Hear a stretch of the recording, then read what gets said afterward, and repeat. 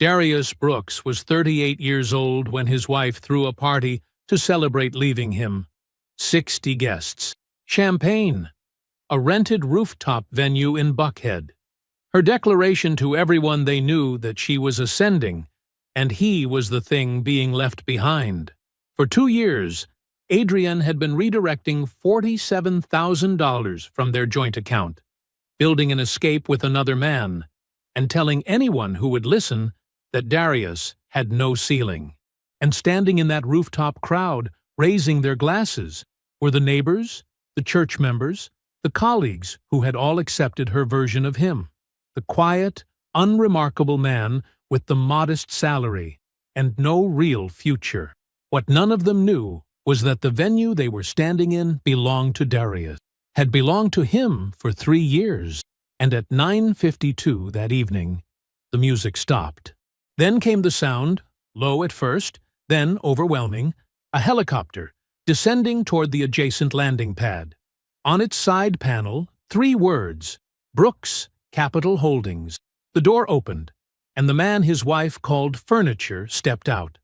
Before we jump into the story, comment where in the world you are watching from and subscribe, because tomorrow's story is one you need to hear. The dinner table seated 8. Tonight, there were 2. Darius set his fork down on the rim of his plate and reached for his water glass without looking up. Across from him, Adrian cut her food into pieces she wasn't eating. She was dressed for somewhere else, a deep green wrap dress, the gold earrings she saved for occasions, a light perfume that didn't belong in the house on a Tuesday night. He had noticed all of it the moment she came downstairs. He noticed everything, always had. He said nothing. That was the shape of them now. 2 people sharing a table the way strangers share a waiting room, politely, quietly, with a clear understanding that the arrangement was temporary, and neither one was going to say it first. The kitchen smelled like the rosemary chicken he'd made from scratch, because cooking was one of the few things in this house that still felt like his. The overhead light was a little too bright. Somewhere outside, a neighbor's dog was barking at nothing. Darius ate. Adrian moved food around her plate. The dog kept barking.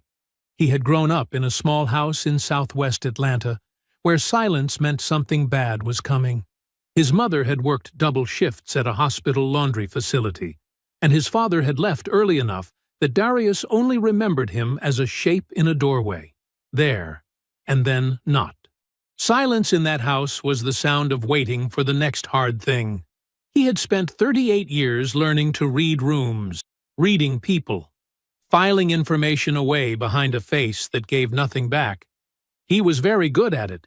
His phone buzzed on the counter beside the refrigerator. He didn't get up. Dinner was dinner. Whatever it was could wait. Adrian glanced at it briefly, then returned to her plate. He watched her do it. She didn't know he was watching. She never did.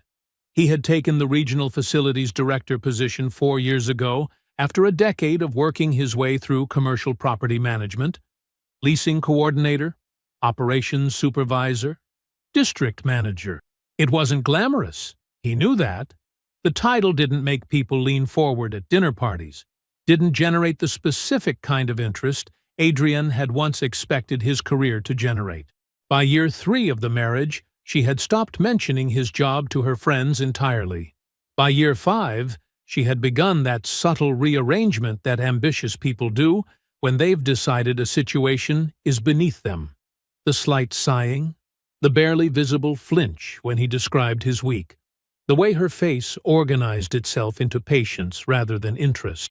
He had noticed that too. He noticed everything and said almost none of it, because Darius Brooks had learned a long time ago that the loudest person in the room was rarely the most dangerous one. After dinner, he cleared the table. Adrian went upstairs to finish getting ready for wherever she was going. She hadn't said, and he hadn't asked. He heard the bathroom door close. The faint sound of something spritzed. He picked up his phone from the counter. There was one new message. It was from Adrian's number. He read it once. Just once. Can't stop thinking about last night. Tell me we're still on for Saturday. I need this, Porter. The kitchen was very quiet. The dog had stopped barking. Darius set the phone face down on the counter, with the same care he would set down a full glass of water. His expression did not change. His breathing did not change. He stood at the counter for a moment that lasted longer than it looked, and then he walked to the table, opened his laptop, and sat down.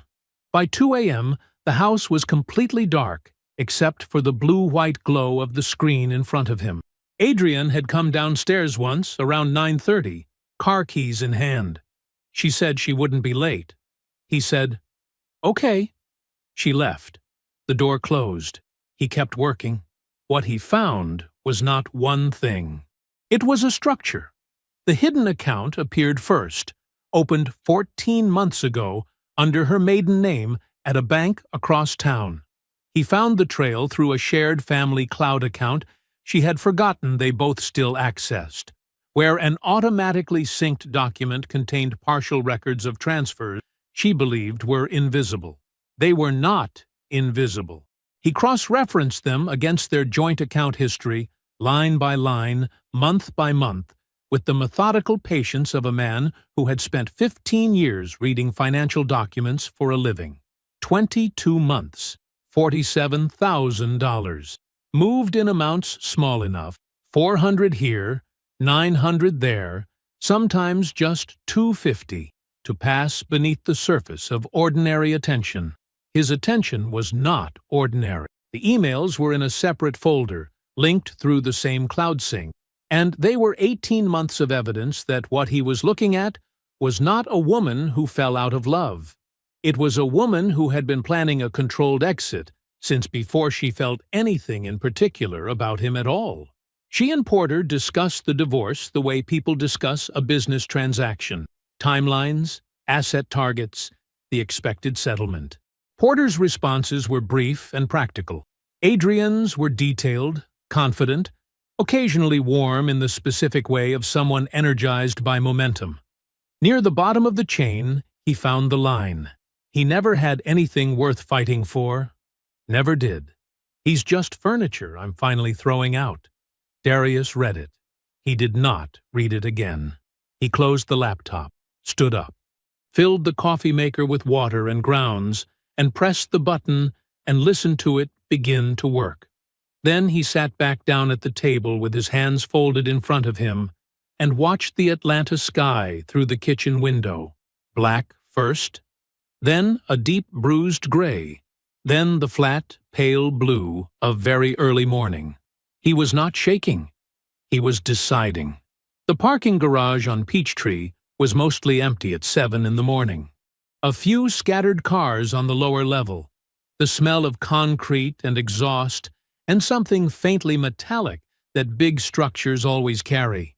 Darius had pulled into a spot on the 3rd floor, away from the elevator, away from the handful of early commuters who wouldn't have noticed him anyway. He sat with the engine off. He picked up his phone and called Jerome. Jerome answered on the 2nd ring, which meant he was already up, already at his desk, already 2 cups in. He always had been. Even as a kid in southwest Atlanta, Jerome had been the one with his homework done before anyone else thought to start it. "Talk to me," Jerome said. So Darius did. He spoke for 11 minutes without stopping. No emotion in it, no editorializing, just the facts in the order he had found them. The misdirected text, the shared cloud account, the hidden account in Adrienne's maiden name. The 47,000 moved in careful increments over 22 months, the 18-month email chain, the divorce discussed like a logistics project, the line about the furniture. He said the line out loud exactly once, the same way he had read it, flat, complete, without decoration. When he finished, Jerome was quiet for a moment, the kind of quiet that is not emptiness, but thought. Then he said, "Don't move a dollar. Don't change a single account. Don't confront her. Don't reference anything you found. Don't alter the financial landscape in any direction." "I know," Darius said. "I need to hear you say it." "I won't touch anything." "Good. Jerome's chair creaked. How long do I have? 3 weeks. A pause. Why 3 weeks, specifically? Darius looked out through the concrete barrier at the slice of Atlanta morning visible from the 3rd floor. Traffic was beginning to move on the street below. The city was waking up, and it didn't know anything and it didn't care either way. There's something I need to confirm, he said. Jerome waited a beat, then let it go. He knew Darius well enough to know that when the man said he needed to confirm something, the confirmation was already mostly done. I'll start pulling the framework together, Jerome said.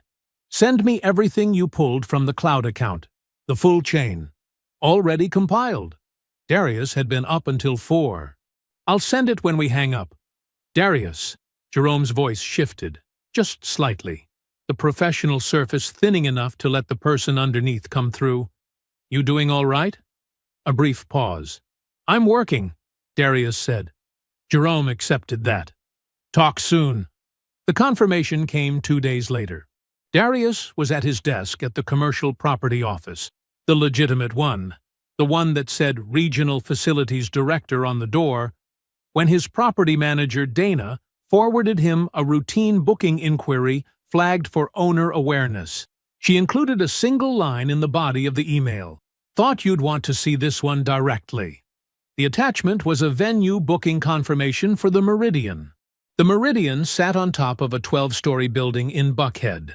A rooftop event space with a full bar setup, a retractable canopy, and a clear sightline to the Atlanta skyline that photographers had described in 2 separate magazine features as the best urban view in the city.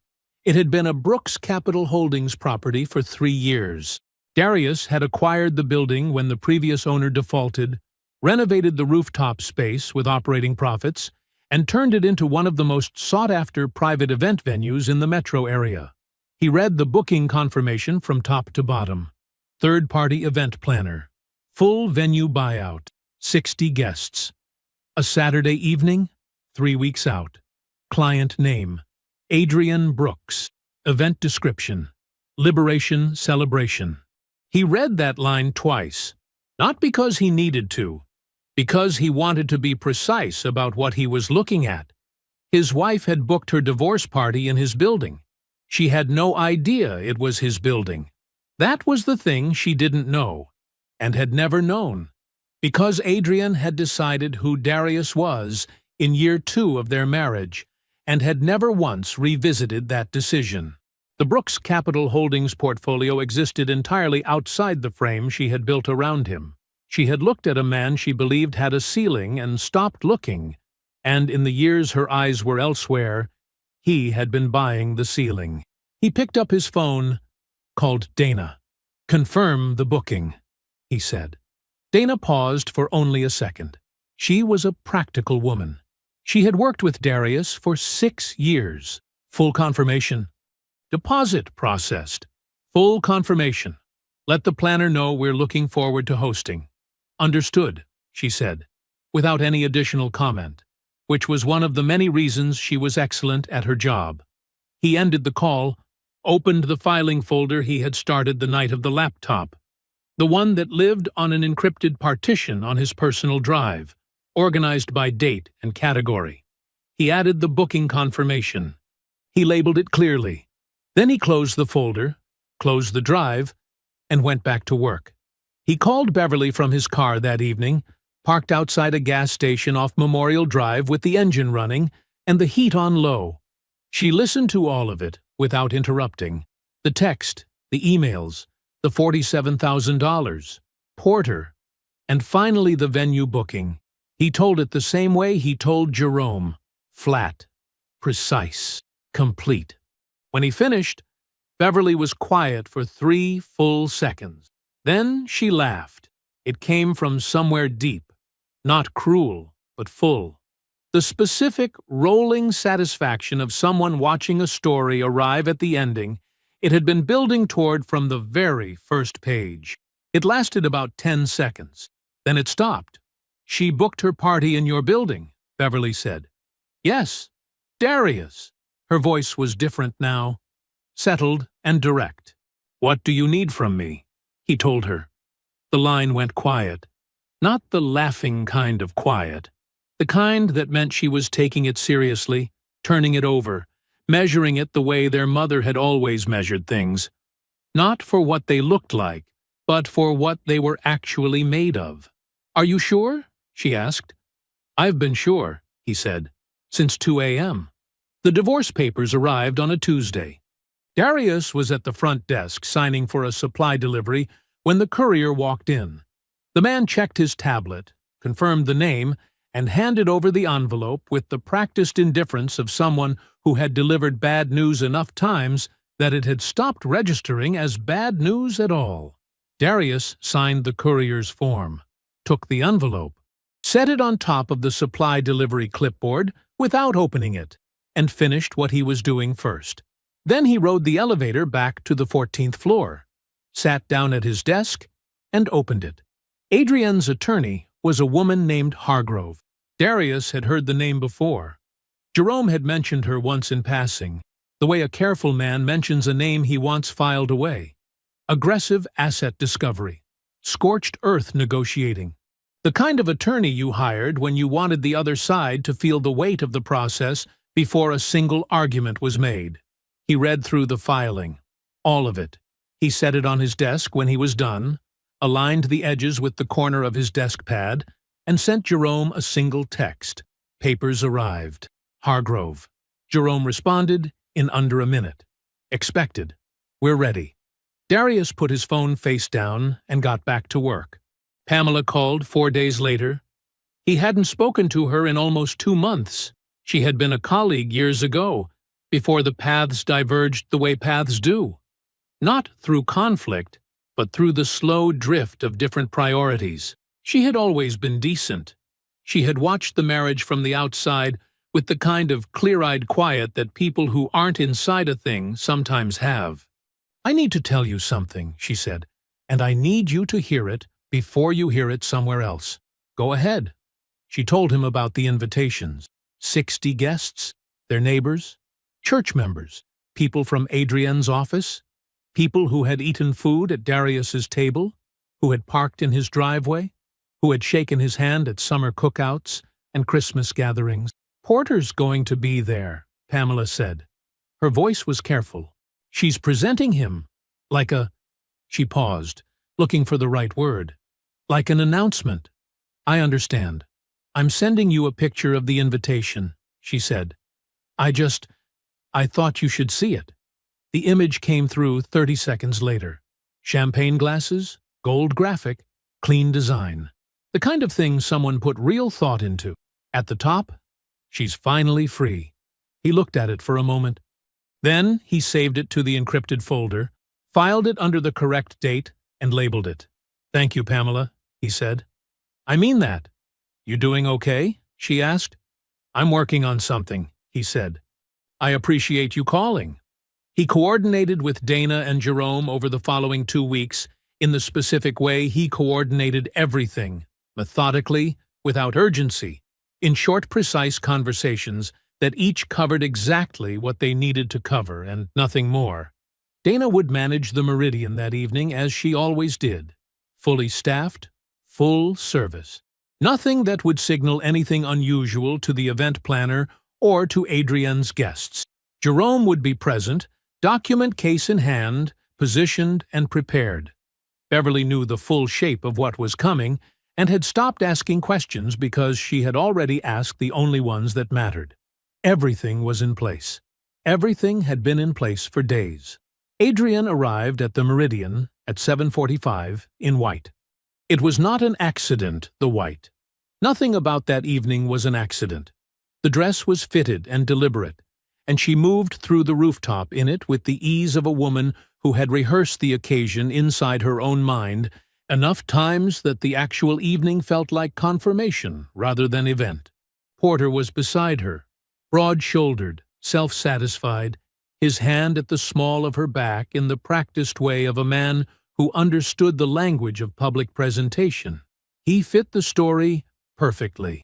That was what he was there to do. The string lights were warm. The skyline was enormous behind them, lit, and indifferent. A DJ set the temperature of the room, and 60 people in their Friday night best raised glasses and talked and laughed and offered toasts to a woman they had been told was finally, rightfully, joyfully free. Nobody mentioned Darius by name. They didn't have to. At 9:52 p.m., the music stopped. Dana stepped to the center of the rooftop with the venue's cordless microphone. She was composed, unhurried, and completely impossible to argue with before she had even said a word. Ladies and gentlemen, I need to inform you that this space has been reserved for a private engagement beginning at 10 o'clock. We'll need to begin clearing the rooftop at this time. Full refunds for this evening's booking have been authorized by the property owner. We apologize for the inconvenience and appreciate your understanding. The rooftop went unsteady with confusion. People turned to each other. Voices rose in overlapping questions. Adrienne moved through the crowd toward Dana, with her chin up and her voice controlled. She had a contract. She had a confirmed booking. She had 60 guests and a paid deposit, and she needed someone to explain, right now, what was happening. Dana listened to all of it with the patient, immovable courtesy of someone who had already been told exactly what to say. The property owner has made this decision directly, ma'am.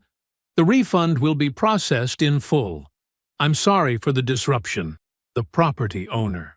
Before anyone could locate the meaning inside those words, the sound arrived.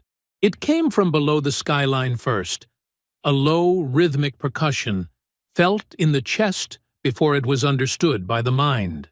Then the downdraft hit. The string lights bent in long, sweeping arcs. Cocktail napkins lifted off tables and spiraled sideways. The hem of Adrienne's white dress pressed flat against her legs. A helicopter descended toward the landing pad adjacent to the building. The pad that had always been there.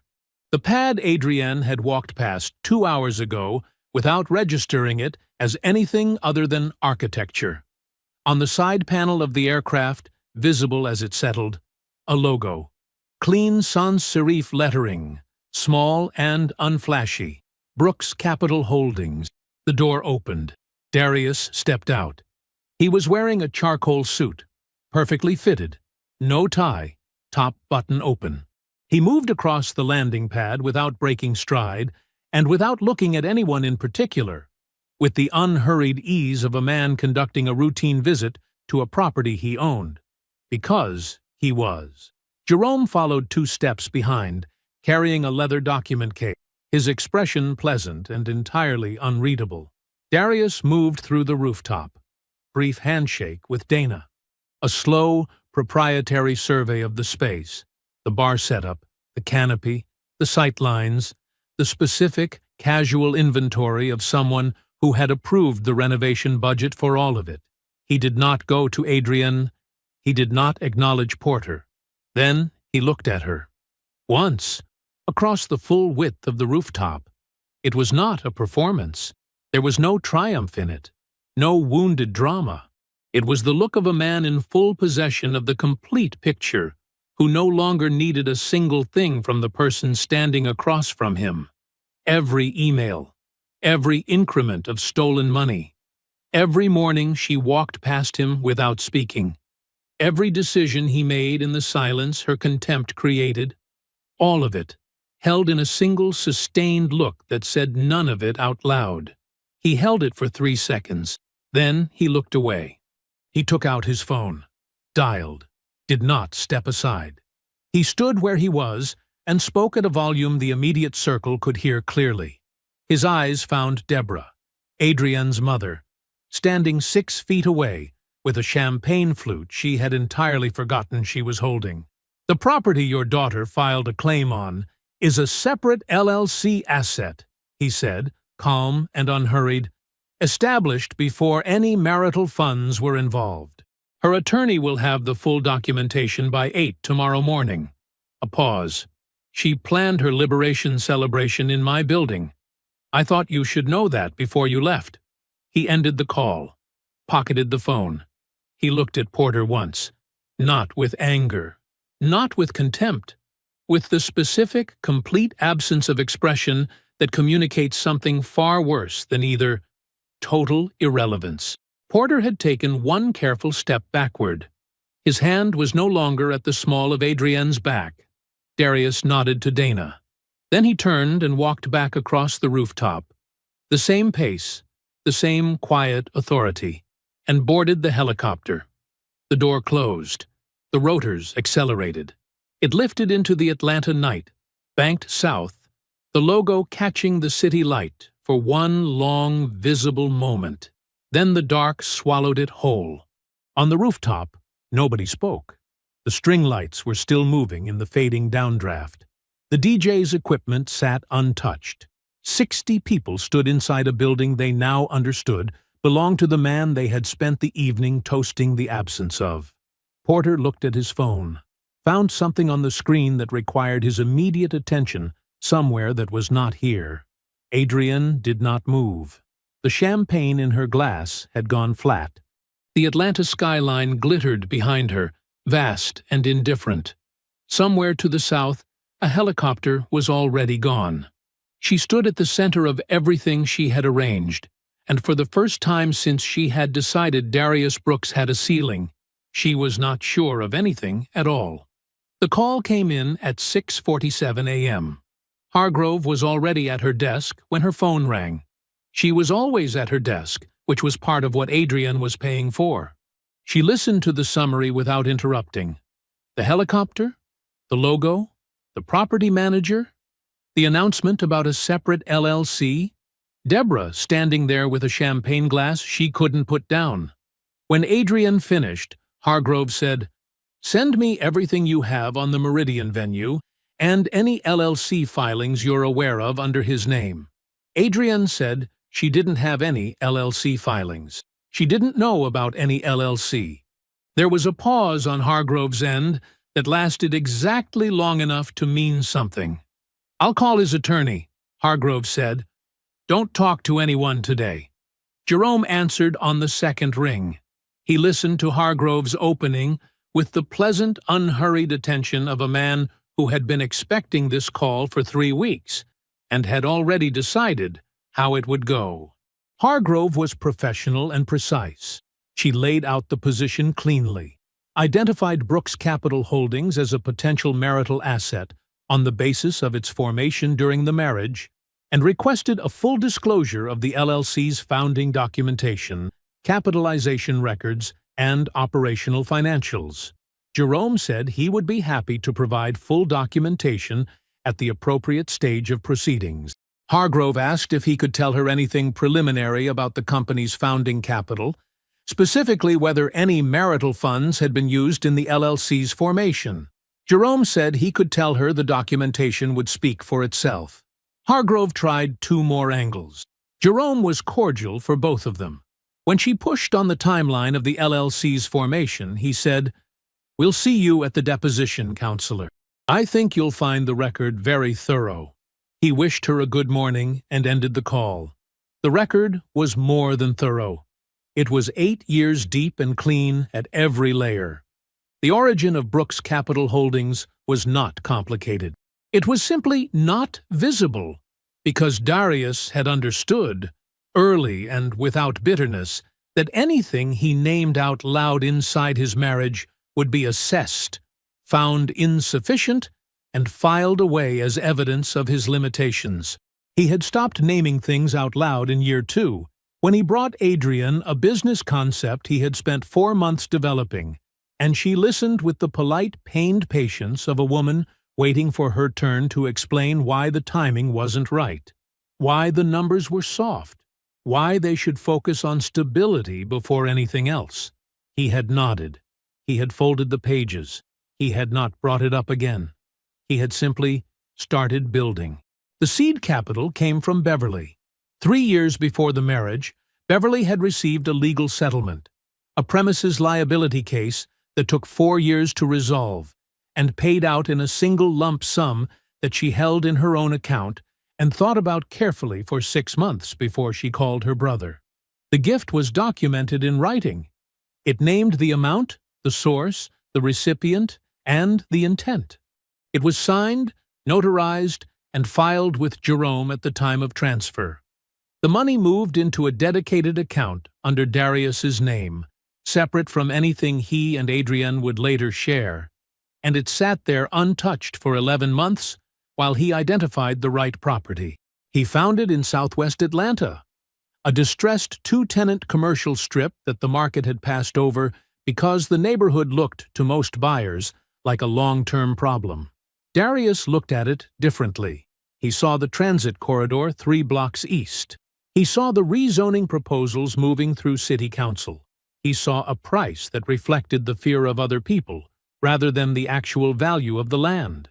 He bought it, managed it himself, and reinvested every dollar it produced. He did not tell Adrienne. He did not hide it from her in the dramatic sense. He simply never offered it, the way a man stops offering things to someone who has already decided what his offerings are worth. Over 8 years, 1 property became 4, 4 became 9, 9 became 12, spread across Georgia and Tennessee, managed through a clean LLC structure, funded entirely from the compounding returns of that first careful purchase. No marital account had ever touched it. No joint dollar had passed through it.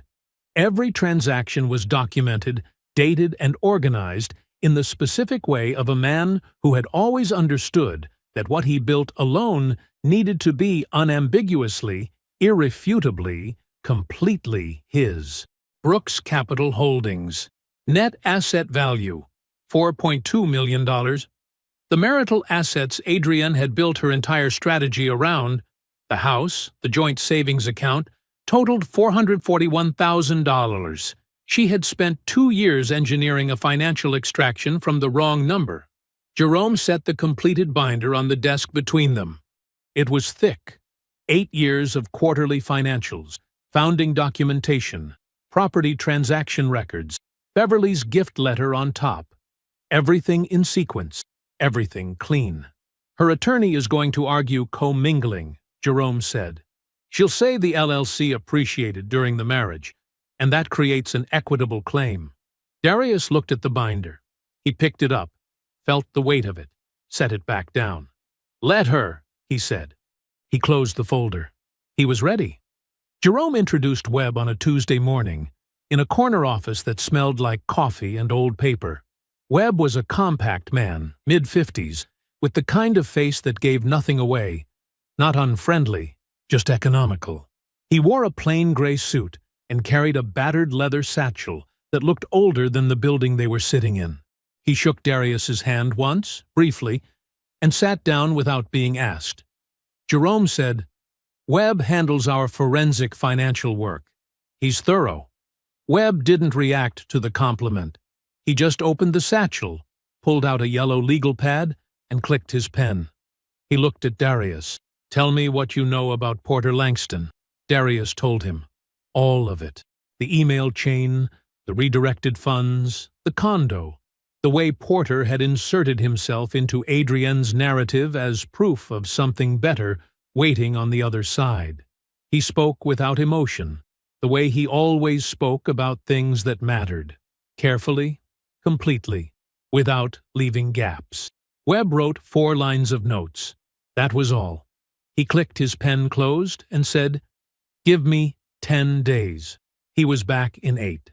The report arrived as a sealed envelope handed directly to Jerome, who called Darius that afternoon and told him to come by the office. He didn't say anything else on the phone. He didn't need to. Darius sat across from Jerome's desk and read the report himself, from the first page to the last, while Jerome waited in silence with his hands folded on the desk. Porter Langston was not a real estate developer. He presented as one. The presentation was convincing enough to survive the kind of casual background check that a woman in love, or a woman in a hurry, might actually run. Langston Group LLC had a clean website, a respectable address in Midtown Atlanta, and a LinkedIn profile that listed a decade of development experience across the Southeast. It had 2 employees. One of them was Porter. The other was a woman named Cynthia, who answered the phone, managed appointments, and had worked there for less than a year. The Midtown office was a rented suite, the kind that came furnished, with a shared receptionist and a month-to-month lease, the kind that could be vacated in 72 hours without leaving a mark. The condo, the one Porter had shown Adrienne as proof of his success, the one he told her was hers to think of as home, carried a mortgage at 96% of its appraised value. Porter had put down almost nothing. The property generated no equity and existed primarily as a stage set, something solid and addressable that he could point to when a woman needed to see evidence that he was who he said he was. The renovation was the part that sat heaviest. Webb had reconstructed the money trail with the quiet precision of a man who had done this kind of work for 2 decades and knew exactly where people believed their transactions were invisible. The renovation of the condo, the new kitchen, the bathroom retile, the hardwood floors Adrienne had described in one of her emails to a friend as, finally, something real, had been funded almost entirely from the $47,000 she redirected from her own marital household account. Her money, moved in small amounts over 22 months, deposited into the account in her maiden name, withdrawn in tranches that aligned, almost dollar for dollar, with the contractor invoices Webb had located through public permit filings. Porter hadn't given her anything. He had accepted her stolen money, handed it back to her in the form of a renovated kitchen, and allowed her to experience it as his generosity. He had taken her contempt for her husband, her need to believe she was ascending, and her willingness to move fast, and he had monetized all three with the practiced efficiency of someone who had done it before. Because he had. The last section of Webb's report was on a woman named Denise, a paralegal, Charlotte, North Carolina. 3 years prior, Denise had filed a civil case against Porter Langston for fraudulent misrepresentation and financial predation. The original complaint was included in the file. 12 pages, methodical and precise, the kind of document that a person writes after months of collecting themselves and deciding they are not going to be quiet about what happened to them. She withdrew the case 14 months later. The report noted simply, plaintiff cited financial strain and process fatigue as reasons for withdrawal. The legal system had not failed Denise dramatically. It had simply outlasted her. That was its own kind of failure, quiet and total. Webb's analysis linked the two situations, Denise and Adrienne, through a documented financial pattern that was identical in its sequence. The approach, the credibility construction, the gift that was not a gift, the exit, clean and early, before legal exposure could develop. Darius closed the report. He sat in his car outside Jerome's office building, the engine off, the folder closed on the passenger seat beside him. The afternoon sun was pressing hard through the windshield. Atlanta moved around him. Traffic, voices, the distant percussion of a city that did not pause for anything. He was not satisfied. That was the unexpected part. He had expected something that felt like victory, and what he felt instead was the full, strange weight of understanding, the kind that doesn't make you feel better, just more complete. Adrienne had spent a decade being certain about what he was. She had been so certain that she stopped looking at anything else. And in the gap that certainty created, a man like Porter had simply walked in and helped himself. He picked up his phone, called Beverly. She answered on the second ring. "How bad?" "Bad," he said. The renovation she believed was his gift to her. It was her own money. The $47,000. He handed it back to her and let her think it came from him. Beverly was quiet for a moment. When she spoke, her voice was careful. "She doesn't know yet, does she?" "No," Darius said. "When does she find out?" He looked out through the windshield at the street ahead of him. After the deposition, the conference room was on the 11th floor of a glass tower in Midtown. Neutral, deliberately so. The kind of room designed to belong to no one, with gray carpet, recessed lighting, and a long rectangular table that could have been in any office building in any city in America. A water pitcher sat in the center, 4 glasses, a box of tissues that nobody would touch.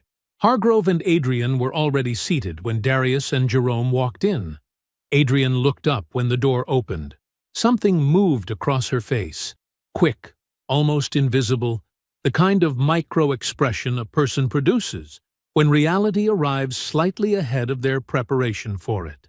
She had known he would be here. She had prepared for it. But knowing and seeing are 2 different things, and Darius could tell from the half-second pause in her composure that the helicopter had changed something in the geometry of how she looked at him.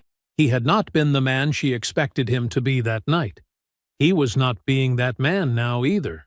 She recovered, smoothed the front of her blazer, looked down at the legal pad in front of her. Darius set his phone face down on the table and sat across from her without a word. Jerome placed his document case beside his chair, greeted Hargrove with the pleasant nod of a man who has nothing against her personally, and poured himself a glass of water. Hargrove opened the proceedings with the focused energy of someone who had spent the previous 2 weeks constructing an argument and was confident in its foundation. She was direct. She was thorough.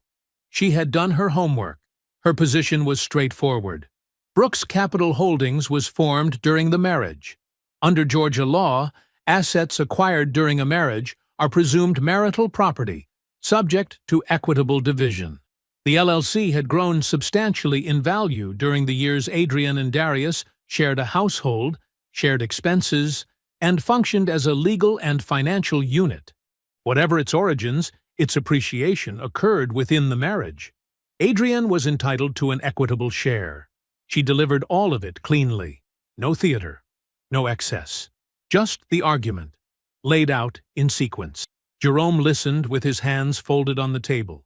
When Hargrove finished, he said, "Thank you," with the genuine courtesy of someone who appreciated a well-organized presentation. Then he opened his document case. He did not rush. The first document he placed on the table was a single letter, 2 pages, dated 9 years ago, notarized and co-signed by an Atlanta attorney who had since retired, but whose signature was entirely verifiable. It was a gift letter. Beverly's name was at the top. The letter documented the transfer of funds from Beverly's legal settlement to a separate account held solely in Darius's name, predating the marriage by 14 months. The letter specified that the transfer was a gift, not a loan, with no expectation of repayment and no claim against future assets. Below the gift letter was the bank record showing the account's opening date, its balance, and the date of Beverly's deposit. Jerome set the LLC formation documents beside it. The founding date, the capital contribution, the source account, matching the pre-marital gift account, dollar for dollar. Then came the financials, 8 years of them, annual statements, quarterly breakdowns, acquisition records, operating accounts. Jerome arranged them in chronological order, with the unhurried precision of a man who had organized them 100 times in preparation and could have done it in his sleep. Every property acquisition, every dollar reinvested, every account that had ever touched Brooks Capital Holdings money. Not one of them connected to the joint marital account. Not one of them showed a transfer from any fund Adrienne had ever contributed to or had access to. The LLC had been built inside a financial architecture that was entirely separate from their marriage, not by accident and not by deception, but by discipline. The paper trail didn't just support Darius's position. It closed every door Hargrove had been planning to walk through. Jerome folded his hands again and said nothing. He let the documents sit. Hargrove studied the records for several minutes. The room was very quiet. Then Jerome reached into the document case a second time and placed another folder on the table. No one had asked for it. He set it down with the same calm deliberateness as everything else. Just another document. Just another fact requiring acknowledgement. "This is separate," he said pleasantly. It pertains to a counterclaim. He opened the folder himself and turned it so Hargrove could read the top page. 22 months of transfers from the joint marital account into an account held in Ms. Brooks's maiden name. The total is $47,230. We've traced the withdrawals through Webb Financial Forensics. He tapped the second page. Webb's reconstruction, laid out in columns so clean they were almost elegant. Under Georgia law, the deliberate redirection of marital funds for a non-marital purpose constitutes dissipation of marital assets. We'll be entering this into the record. Hargrove looked at the folder. She looked at Jerome. She asked for a recess. Jerome refilled his water glass. He sat back in his chair and looked at nothing in particular, patient as furniture. Darius looked at Adrienne. She was still seated. She had not followed Hargrove out of the room. She sat at the far end of the table with her hands flat on its surface, and she was looking at him. Really looking, the way she hadn't in years. Not with contempt. Not with the performed composure she had worn into the room like a second blazer. With something unresolved and searching, the expression of a woman moving backward through a timeline, trying to locate the exact moment when the story she had been telling herself had separated from the story that was actually true. Darius looked back at her. His face was still, not hard, still. No anger in it, no satisfaction either. Just the patient, complete attention of a man who had nothing left to perform and nothing left to prove. He did not look away. She was the first to drop her eyes. The door opened. Hargrove stepped back in. She did not sit down immediately. She stood at the head of the table, straightened the folder in front of her, and looked at Jerome. "My client," she said carefully, "would like to discuss settlement terms." Darius called Deborah from his car. He did not rehearse what he was going to say.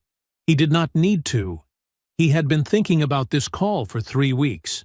Not the words exactly, but the shape of it, the purpose. He knew what it needed to be, and what it needed not to be.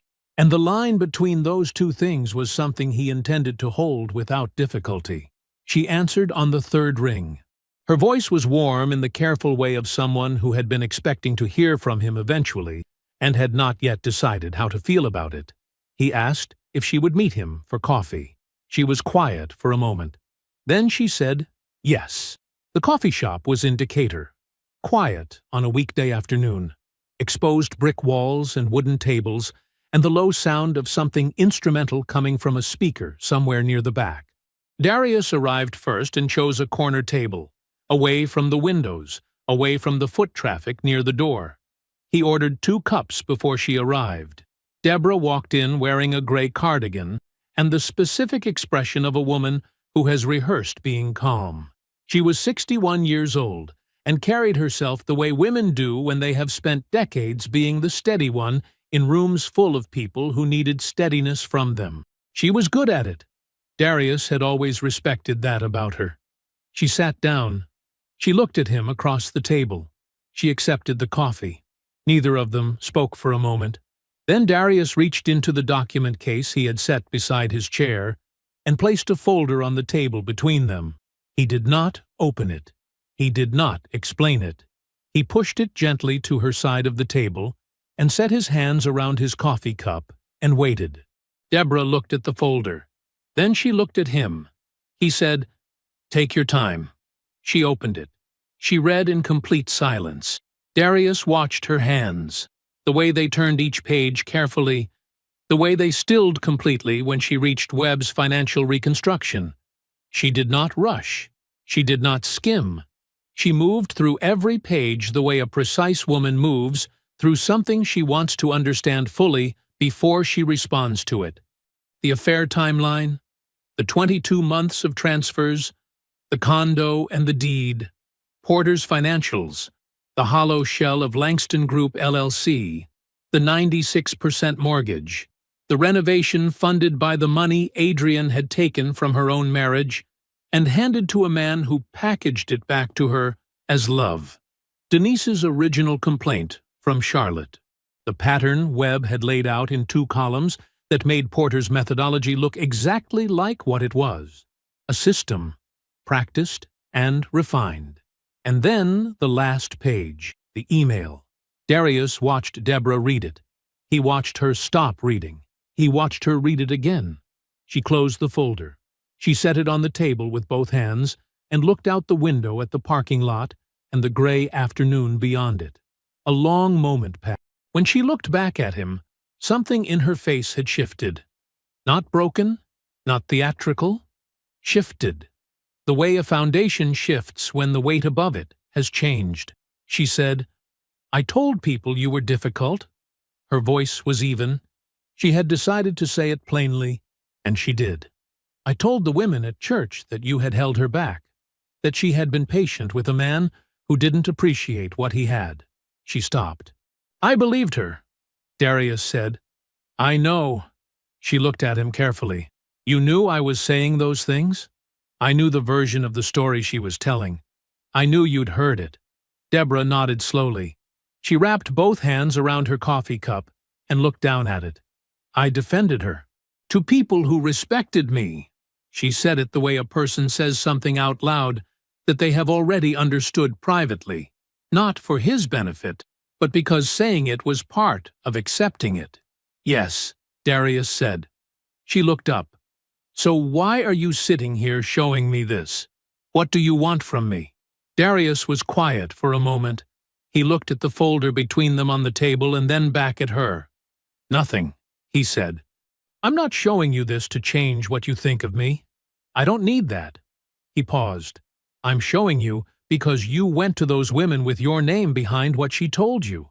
You have credibility in that community. You used it for her because she asked you to, and you didn't have the full picture." He picked up his coffee.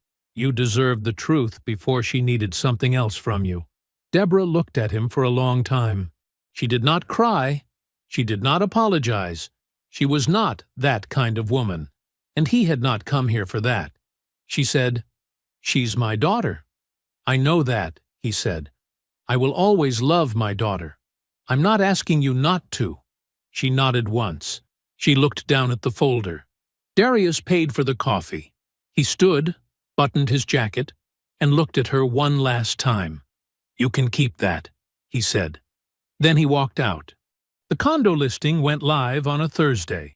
Adrienne found it through an automated real estate alert she had set up on properties matching the address, a habit from the early months when Porter would send her listings and she would track neighborhoods, imagining a future that had the clean lines of a decision made correctly. The listing showed the unit at full market value, updated photos, available immediately. Porter's name was nowhere on the posting. A third-party broker had been assigned. Adrienne called Porter. He didn't answer. She called again. He didn't answer. She called 15 more times across the next 4 hours.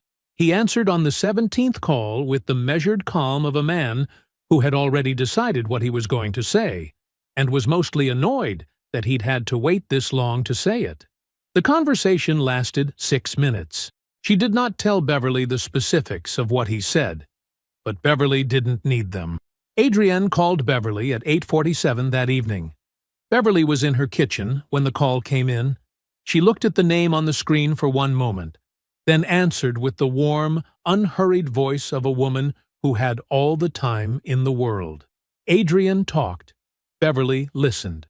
She asked the right questions in the right places, not to extract, but to open doors that Adrienne was already walking through on her own. She offered nothing of substance. She gave no opinions, no information, no indication of what she knew or didn't know. She was simply warm enough, steady enough, present enough to keep the conversation moving until Adrienne had said everything she came to say. When the call ended, Beverly set her phone on the counter. She looked at the ceiling for a moment. Then she called her brother. Darius answered on the second ring. Beverly told him everything. What Adrienne had said, what she hadn't said, and what the space between those two things clearly meant. He listened without interrupting. When she finished, he was quiet. "Is she scared?" he asked. Beverly said, "She's starting to be." He said, "Good. Then she'll show up." Beverly set her elbows on the counter and looked out the kitchen window at the dark backyard. "So, I'm planning a dinner." Beverly's house smelled like garlic and something slow-cooked and warm. The kind of smell that lived in a house, not just a kitchen. String lights were strung along the back porch, and their glow came through the sliding glass door and fell soft across the dining room table. 8 chairs, 8 settings.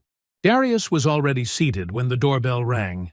He was at the far end of the table talking quietly with Marcus, who had driven up from Macon that afternoon and had the easy, settled energy of a man who understood exactly why he had been asked to be there. Trey sat across from Marcus, turning a glass of sweet tea slowly in his hands. Beverly moved between the kitchen and the table with the unhurried efficiency of a woman who had already done everything that needed doing and was now simply waiting. Deborah had arrived 20 minutes early. She sat to Beverly's left, with her hands folded in her lap, and said very little. The doorbell rang at 6:47 p.m. Beverly opened the door. Adrienne was in a burgundy blazer and dark slacks, hair pinned back, the specific put-together of a woman who had decided in the car that she was going to be fine. She smiled when she saw Beverly. Warm, practiced, the kind of smile that had always opened doors for her. She stepped inside. She saw Darius. It lasted less than 2 seconds.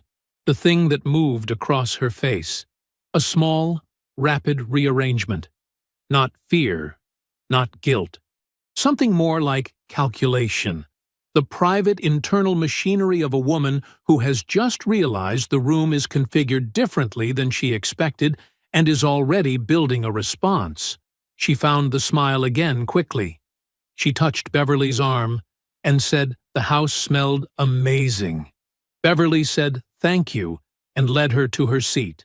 Adrienne sat. She accepted wine.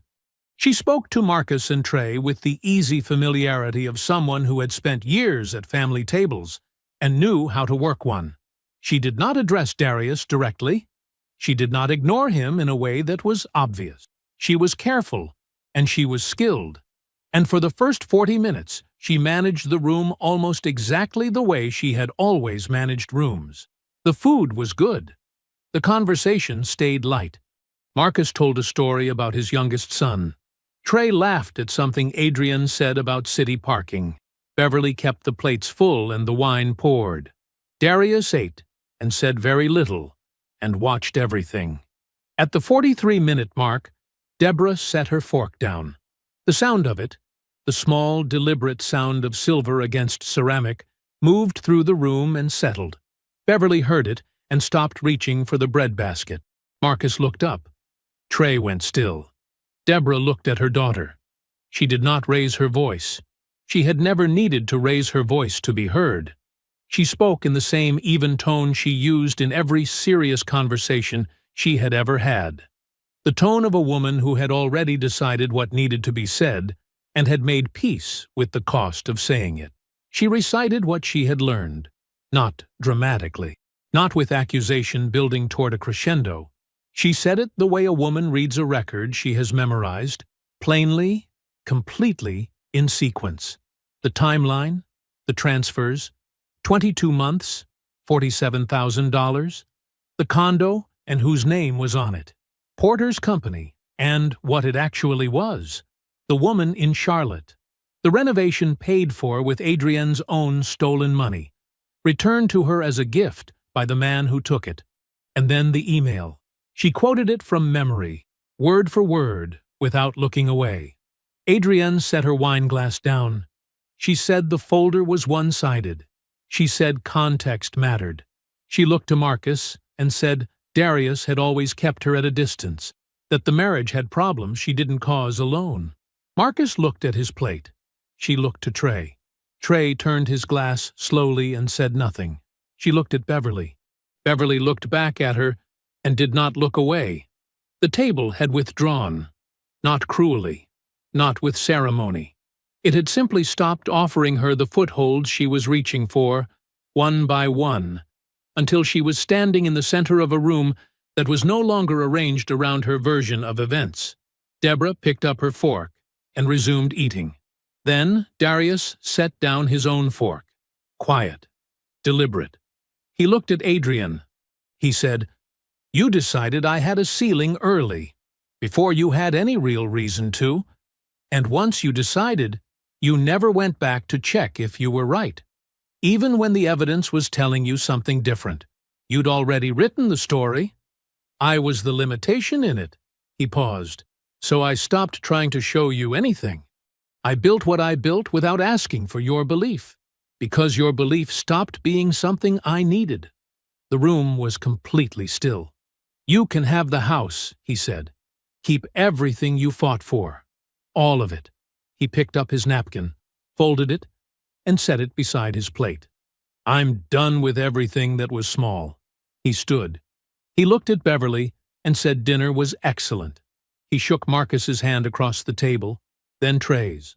He looked at Deborah, and his voice dropped to something quiet and direct. "Thank you," he said. He did not look at Adrian again. He walked out of his sister's house, and the front door closed behind him, and the night outside was wide and dark and his. At the table, no one spoke. Adrienne sat in the center of the room, the blazer still neat, the wine still in her glass. Every surface of the space she had believed she could manage now completely and irrevocably still. Jerome's phone rang at 8:04 a.m. He was already at his desk. He had been at his desk since 7, which was habit, which was how he had always operated. He let it ring twice, then answered. Hargrove's voice was measured, professional. She had the particular flatness of a woman who had walked into a room expecting leverage and left with none, and had spent the night deciding how to position what came next. She said her client was prepared to accept a settlement, the shared home, the outstanding mortgage assumed in full, a cash disbursement of $18,000 from the joint savings account. Jerome listened without interrupting. When she finished, he said, "We'll need that in writing by end of day." Hargrove said she understood. Jerome said, "The LLC is not part of this conversation. It was never part of this conversation." A pause. Then, "Understood." He ended the call.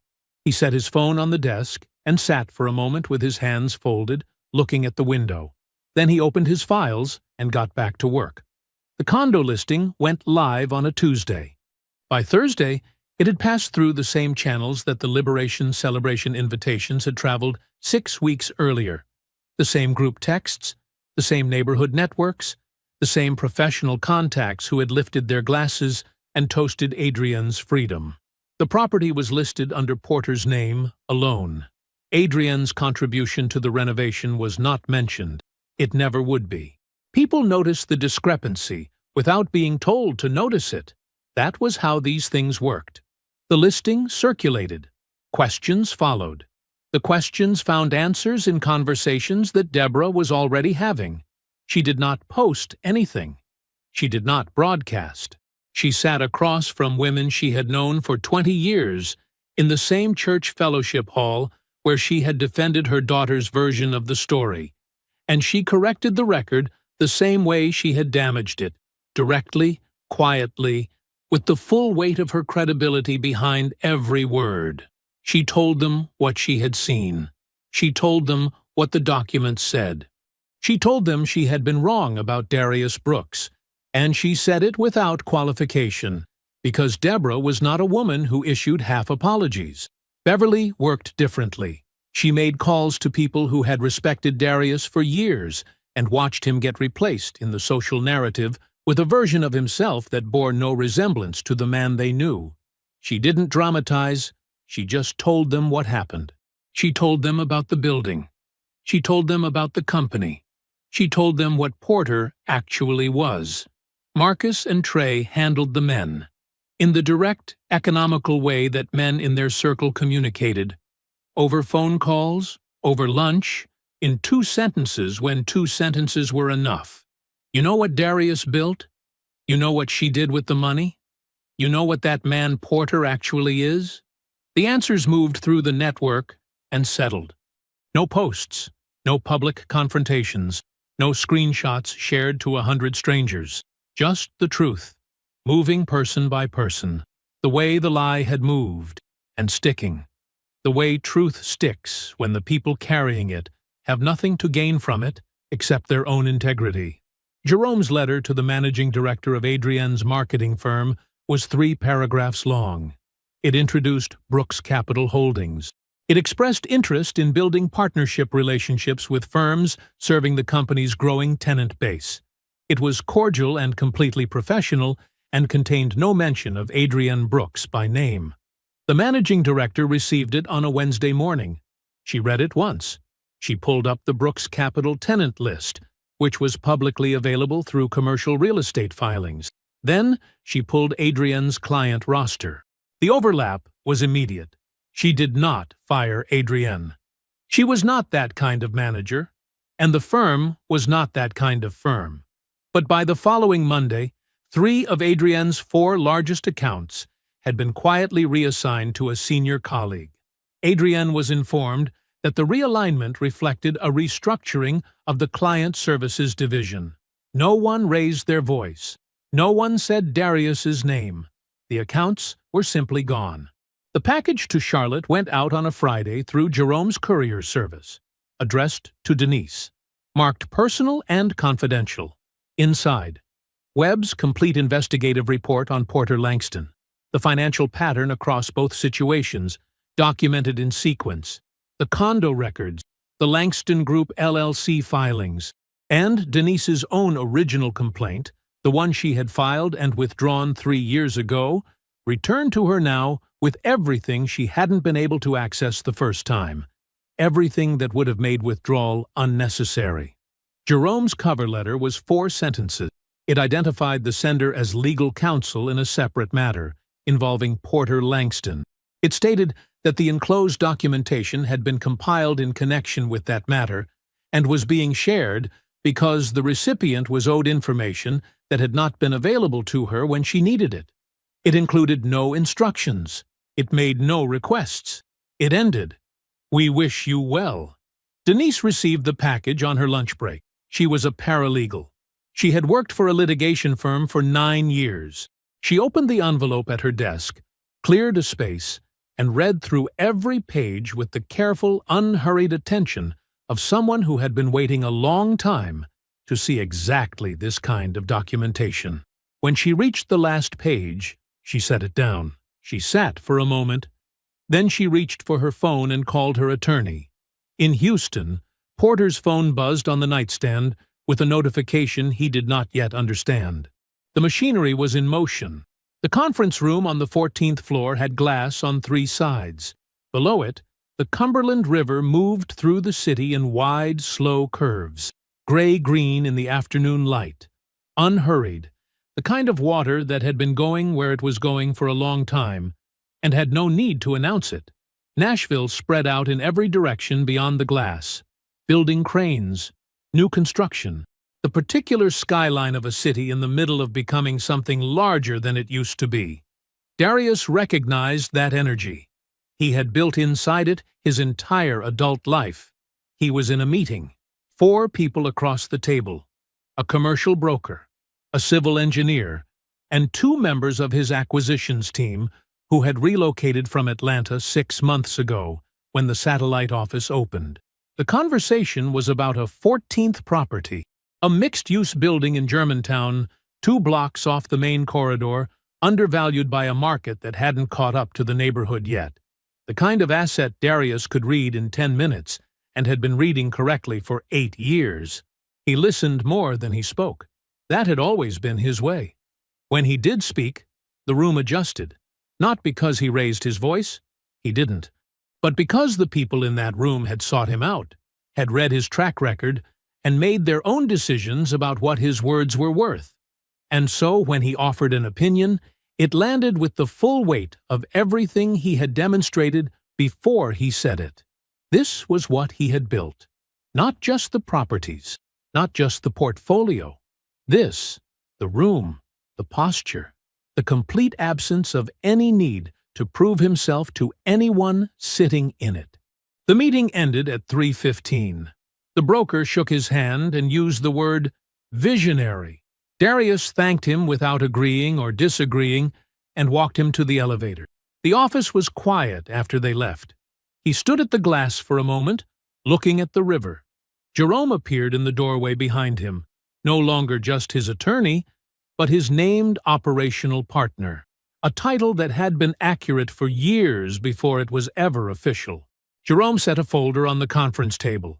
Acquisition 13's closing documents, fully executed. 13, Jerome said. Darius looked at the folder. 14's better. Jerome smiled. He picked up his jacket from the chair. Flight's at 6. I know. Jerome left. Darius stood at the window a moment longer. Then he picked up his phone and checked his messages. There was a voicemail from Deborah. She left them every week or two. Never long, never heavy. This one was about her garden. The tomatoes were coming in late this year, she said. She wasn't sure why. She thought maybe she'd planted them too close together. She said she hoped his week was going well. She said goodbye the way she always did, warmly, without expectation. He listened to the whole thing. He would call her back from the airport. Some things he knew the way you know things you have stopped needing to think about. He knew that Adrian was in the house she'd fought for, managing a mortgage that ran heavier than she'd anticipated. He knew her client roster had been narrowed in a way that was quiet and durable and showed no signs of reversing. He knew she was telling people the divorce had been mutual. He knew that some people believed her, and that most of the people who mattered had enough of the real story to understand what mutual actually meant in this context. He did not spend time on it. He knew that Porter was the subject of a civil suit filed in Mecklenburg County. Denise's case.